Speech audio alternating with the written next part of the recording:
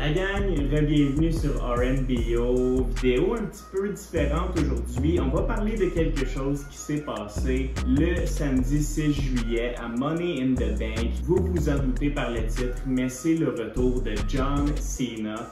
John Cena est revenu à Money in the Bank pour faire un petit peu son farewell tour, pour annoncer en fait qu'il va prendre sa retraite de la lutte professionnelle dans les prochains mois, prochaines années.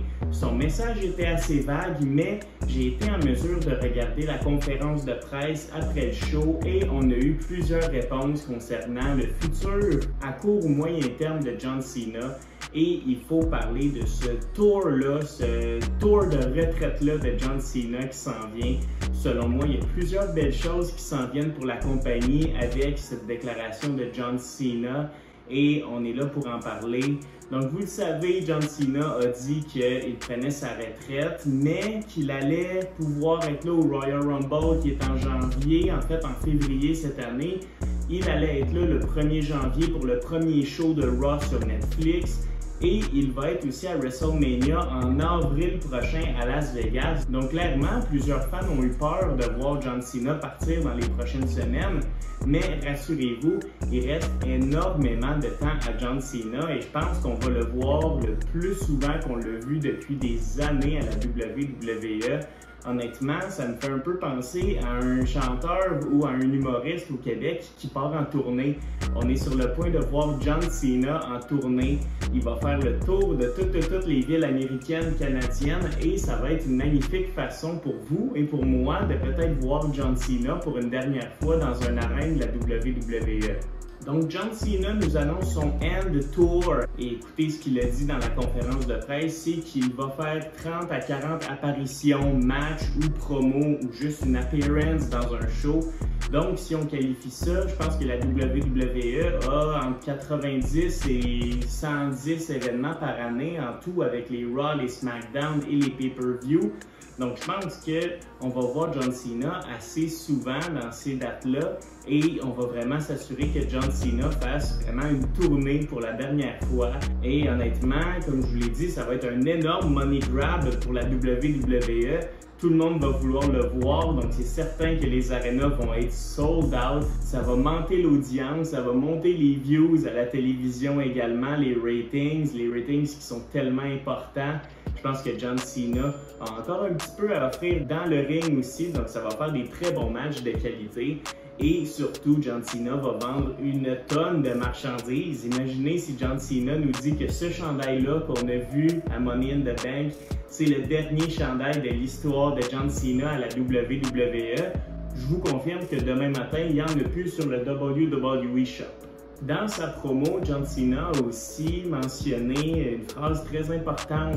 You want some? Come get some. Et ça, c'est une phrase que John Cena a popularisée en 2015-2016 lors de son US Open Challenge. Lorsqu'il a gagné le titre de Rusev, il s'est mis à le défendre à chaque Monday Night Raw, semaine après semaine, et ça a vraiment mis du prestige après ce titre US-là dans les mois qui ont suivi.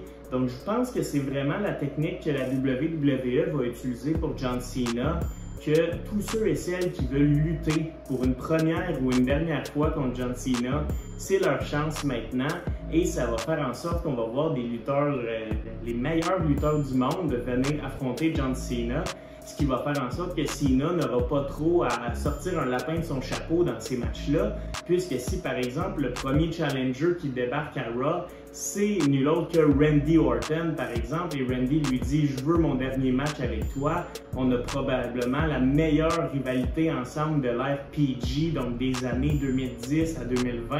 John Cena, de 1, avec son Open Challenge, n'aura pas le choix d'accepter le challenge, et Randy Orton va être en mesure de vraiment prendre soin de John Cena dans le ring. Je pense aussi à CM Punk qui va vouloir un dernier match contre John Cena, c'est certain, une autre rivalité qu'on se souvient très bien. On peut peut-être penser aussi à des jeunes lutteurs qui vont vouloir tenter leur chance et ça va vraiment faire un clash de génération. Pensez si Braun Breaker ou Carmelo Hayes veulent un match contre John Cena, Ça leur donnerait énormément d'expérience et ça ferait monter les ratings en motadine. Donc, je pense que toute la promotion de cette retraite-là de John Cena, de un, j'ai jamais vu un autre lutteur faire une promotion d'une retraite comme ça. C'est vraiment du jamais vu dans l'histoire ce que John Cena est en train de faire. Il part littéralement en tournée partout dans le monde pour une dernière fois. Donc, c'est certain que les yeux de la planète vont être sur John Cena à la WWE. Et honnêtement, je pense que c'est un coup de marketing incroyable que la WWE est en train de nous faire. Et surtout, ça va grandement aider le produit dans la prochaine année, même peut-être les 2 prochaines années, jusqu'à temps que John Cena prenne sa retraite pour vrai. Arrivons-en à ça, le dernier match de John Cena, selon moi, il mérite, on sait en fait qu'il est à égalité avec Ric Flair pour le plus grand nombre de titres mondiaux de l'histoire de la lutte. Et je pense qu'il mérite de battre Ric Flair pour établir ce record-là. Donc peut-être que le dernier match de John Cena pourrait être contre le champion. Peut-être que ça va être encore Cody Rhodes à ce moment-là. Qui sait va être le champion du monde. Mais je pense que tous les petits Open Challenge de John Cena vont mener à ce match-là, à ce dernier match-là, où je vous confirme qu'avec le dernier match de Cena, il pourrait remplir un stade de football tellement les gens ne voudront pas manquer ce dernier match-là. Et je pense que le dernier match de John Cena dans la WWE mérite d'être une victoire pour John Cena, qu'il gagne enfin le record du plus grand nombre de championnats mondiaux et qu'il écrive son nom dans l'histoire. Ce qui serait beau comme histoire, ce qui mettrait tellement d'émotion dans le cœur de n'importe quel fan de lutte, honnêtement. Et ce qui serait vraiment beau, c'est que John Cena, à son dernier match, mette sa ceinture vacante et qu'il s'en aille pour finalement laisser le titre mondial vacant. Ce qui pourrait faire en sorte que John Cena est parti et là je pense vraiment à long terme, mais on pourrait créer un tournoi, toujours le fun, les tournois WWE, pour couronner un nouveau champion.